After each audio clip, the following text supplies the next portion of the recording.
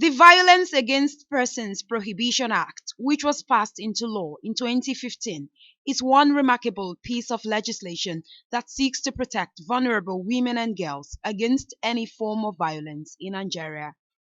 According to the Act, rape is when a person intentionally penetrates the vagina, anus, or mouth of another person with any other part of his or her body or anything else without consent, or where such consent is obtained by force or means of threat or intimidation. Survivors are able to get good remedies, maximum protection, yet on paper we are seeing that giving us so much hope, but in implementation it's been under-enforced. Deborah Joseph was 19 years old when life as she knew it ended.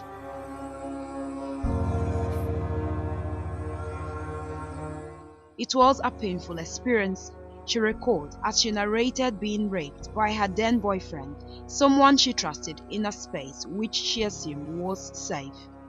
He said we must have sex with him before I leave his house, and I said no. So he pushed me. When he pushed me, I tried to shout, but he covered my mouth. I had to keep quiet. So he forced me and he had sex with me. Now 20 years old, Deborah sits quietly in her home at Garaku, a village in Kokona local government area of Nasarawa State, north-central Nigeria, reminiscing on what her life could have been had that day not happened. Children are said to be blessings from God in this part of the world. But when she thought about blessings at age 19, this was not on her list just yet. Born in an environment with limited resources and opportunities, Deborah's prayers were tilted towards praying for better access to education and a better life. I went out to further her education so that she be a better situation for her future.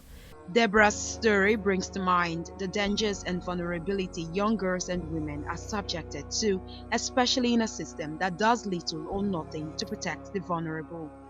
There is advocacy for the provision of SGBV support funds in the country's national budget to help cater for the basic needs of teenage mothers, such as basic healthcare, education, and clothing needs. There's a lot of advocacies for free sanitary pads, and here I am now advocating for free supplies for children that have children. If this kind of things exist, then it means that vulnerable people like this young girl in question can tap into said resources that are available. Remember that the foundation we lay for the extra child that has just been brought to the world determines a lot as regards the future of this important nation in the entire continent of Africa. So the time to fix everything is now. Statistics from the National Demographic Health Survey has it that among women aged 15 to 49, 31% have experienced physical violence and 9% have experienced sexual violence. In Deborah's case, efforts were made by her family to get the abuser to marry her or take responsibility for her unwanted baby. Sadly, none came to fruition as the boy's family forbade him having anything to do with her. They insisted their son was not old enough or ready to cater for a child. So he called the boy dad. He tell him everything that happened, and and his father said his son his son never reached to marry, so his son will never carry any girl come to his house.